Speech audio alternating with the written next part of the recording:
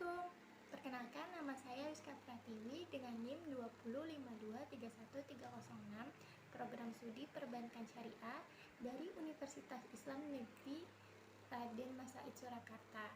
Di sini saya akan menjelaskan tentang uji asumsi klasik yang terdiri dari uji normalitas, uji heteroskedastisitas, uji autokorelasi, dan uji multikolinearitas. Video kali ini saya akan memenuhi ujian tengah semester dari mata kuliah ekonometrika yang diampu oleh Bapak Hafiz Abdullah. Mari kita mulai. Saksikan. Baik, pertama kita akan membuka aplikasi SPS-nya terlebih dahulu.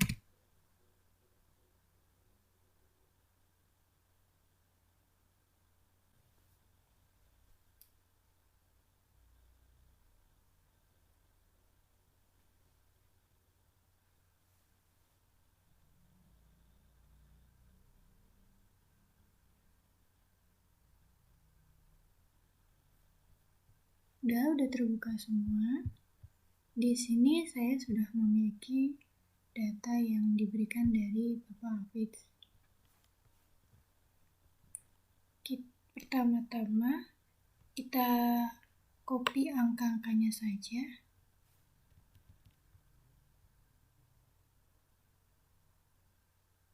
Di copy sampai bawah. Di sini datanya sampai 50.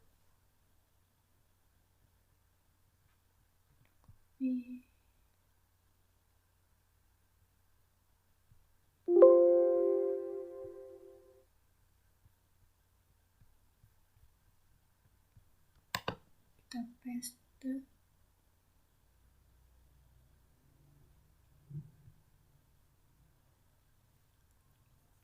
Dan kita ke variabel view. Di sini kita ubah menjadi X1, X2, dan ini terakhir Y. Desimalnya kita ubah menjadi 0 semua.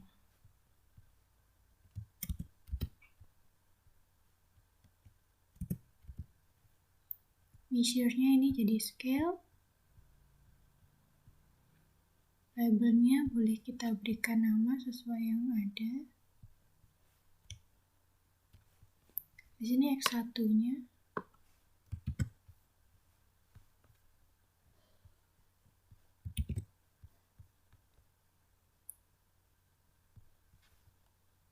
Di sini X2-nya.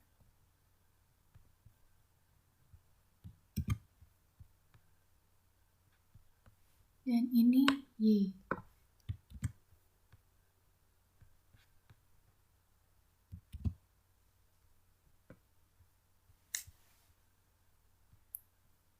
Langsung ke analyze,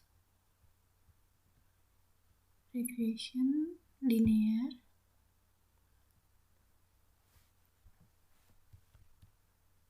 Ini X-nya masuk ke independent, Y-nya dependent. Diedit dulu ini. Ini kita checklist, yang ini kita checklist, dan Darwin-Watson-nya kita masukin.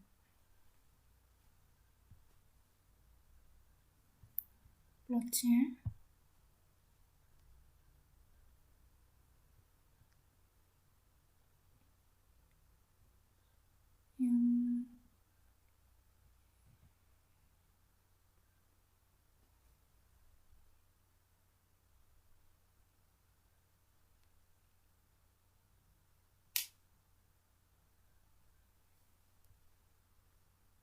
Ini kita masukkan dalam X, yang ini kita masukkan Y.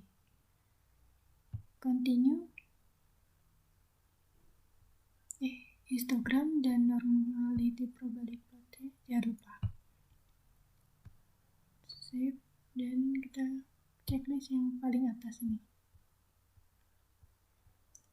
Continue. Oke. Ini hasil outputnya akan keluar. Baik, dan setelah outputnya sudah keluar, di sini saya sudah menginterpretasikan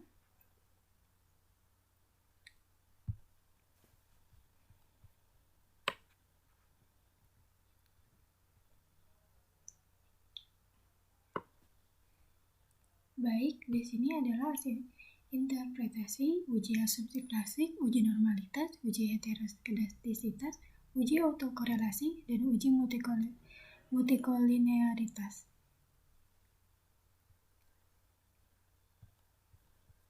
Pertama, kita akan menguji uji normalitas.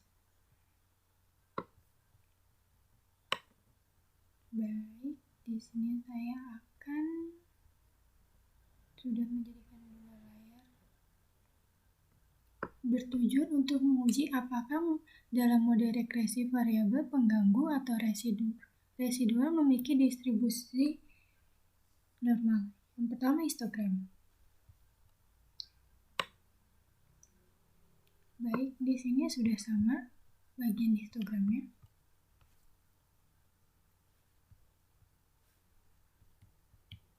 Pada bagian histogramnya seperti ini, sama.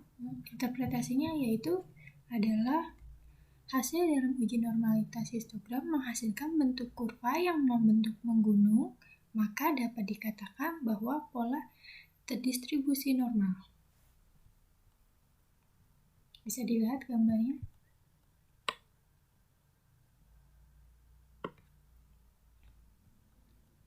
Selanjutnya berdasarkan p-plot.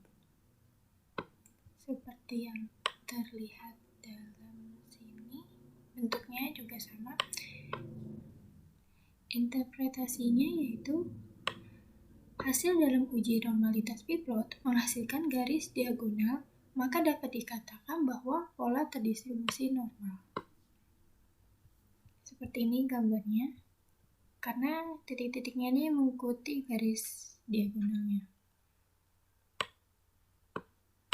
Selanjutnya adalah one sample Kolmogorov-Smirnov test.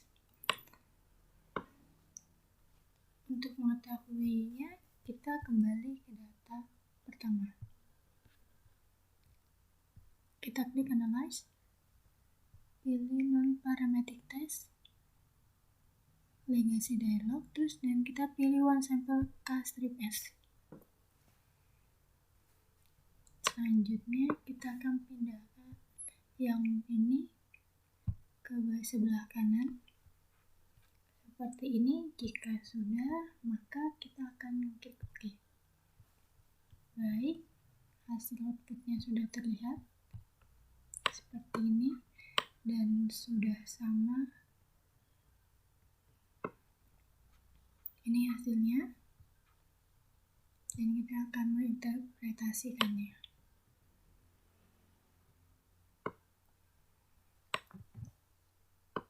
Di sini N-nya adalah 50.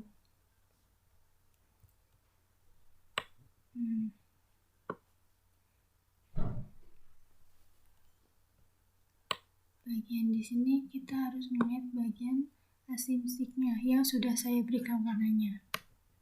Ini interpretasinya adalah jika nilai asimsik lebih besar dari 0,05, maka dapat disimpulkan bahwa residualnya menyebar normal, begitupun sebaliknya. Dari hasil normalitas, metode Kolmogorov-Smirnov dihasilkan hasil sebesar 0,200 yang hasil artinya terdistribusi normal. Hasilnya yang ini.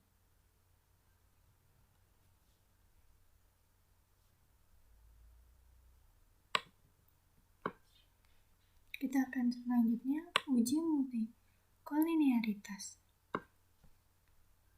Bertujuan untuk menguji apakah mode regresi ditemukan adanya korelasi antara variabel bebas atau independen.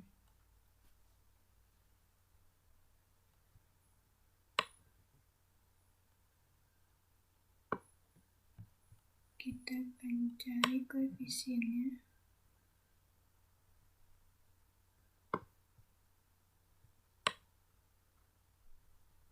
Baik, ini dia koefisiennya. Hal yang paling terpenting adalah nilai tolerance sama FIS yang sudah saya beri warna ini. Terdapat dua syarat. Yang pertama yaitu jika nilai tolerance lebih besar dari 0,10 artinya tidak terjadi multikolinearitas. Yang kedua, Jika nilai EFIS lebih kecil dari 10, artinya tidak terjadi multikolinearitas. Nah, interpretasinya adalah hasil dari uji multikolinearitas untuk nilai toleransi sebesar 0,985 dan nilai FIS sebesar 1015 yang artinya keduanya menunjukkan tidak terjadi multikolinearitas. Ya, seperti ini. Hasilnya sama. Selanjutnya, kita uji heteroskedastisitas bertujuan untuk menguji apakah dalam model terjadi ketidaksamaan varians dari residual satu pengamatan ke pengamatan yang lainnya.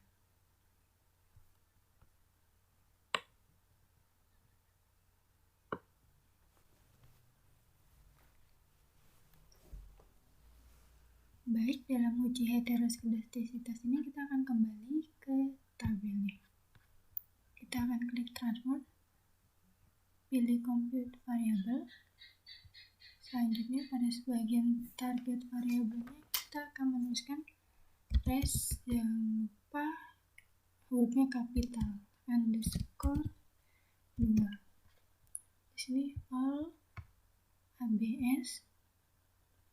Baik, di sini kita akan memasukkan yang paling bawah ini ke sini. Res. Ini kita akan masukkan tambahan ABS underscore res buka kurung. Jika sudah seperti ini, kita akan mengklik OK.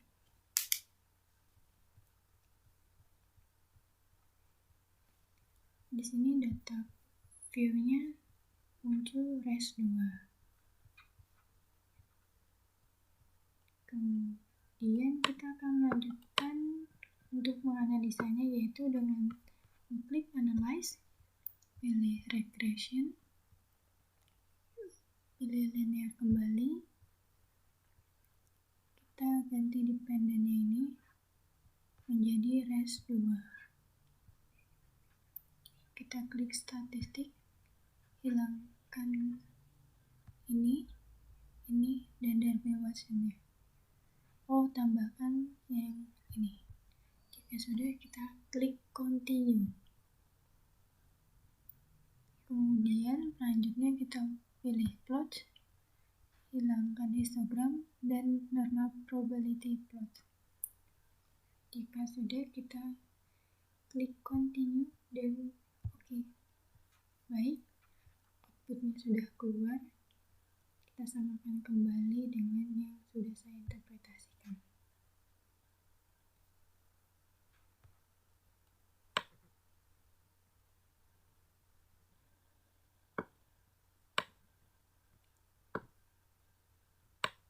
Baik, yang sudah dilihat di sini untuk uji heteroskedastisitas menggunakan scatter plot.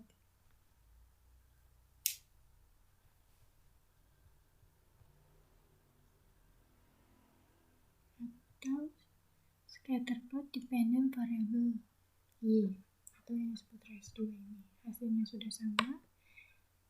Kemudian interpretasinya adalah hasil dari uji heteroskedastisitas grafik scatter plot memperlihatkan bahwa titik-titik menyebar secara acak serta tersebar baik di atas maupun di bawah pada angka 0 pada sumbu Y.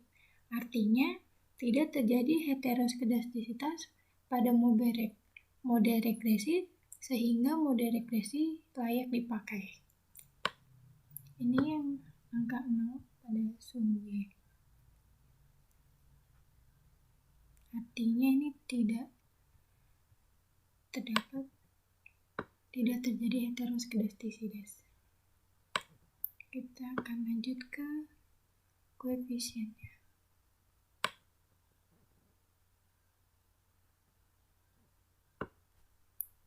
Di sini kita akan lihat bagian di sini sudah saya berikan warna.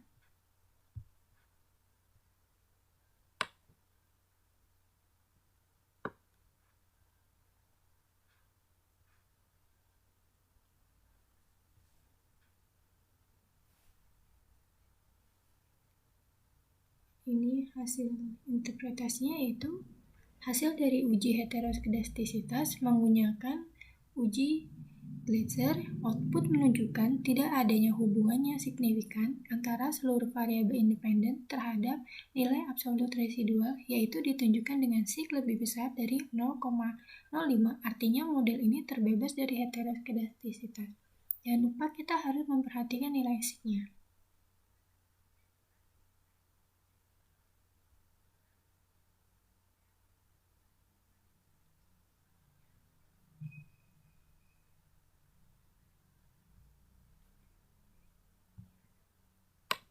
Terakhir adalah uji autokorelasi bertujuan untuk menguji apakah dalam model regresi linear ada korelasi antara kesalahan pengganggu pada periode 1 dengan kesalahan pengganggu pada periode T-1 sebelumnya.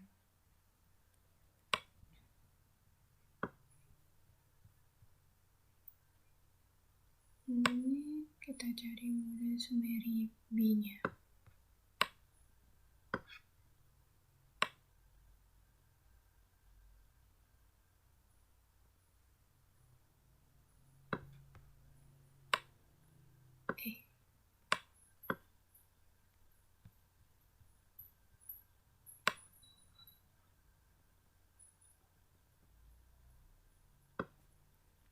Penting untuk dilihat bagian Delphin-Watson-nya yang ada di sini yang sudah saya berikan warnanya sebesar 2543. Untuk uji autokorelasi saya menunjukkan tabel Darwin-Watson karena jumlah respondennya di sini 50, maka tabel yang disajikan sesuai dengan jumlahnya, yaitu kita pilih yang 50.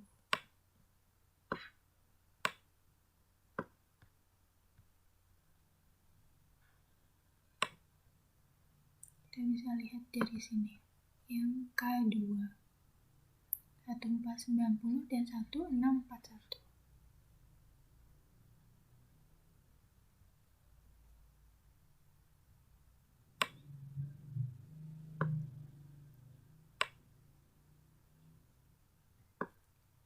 Di sini terdapat syarat.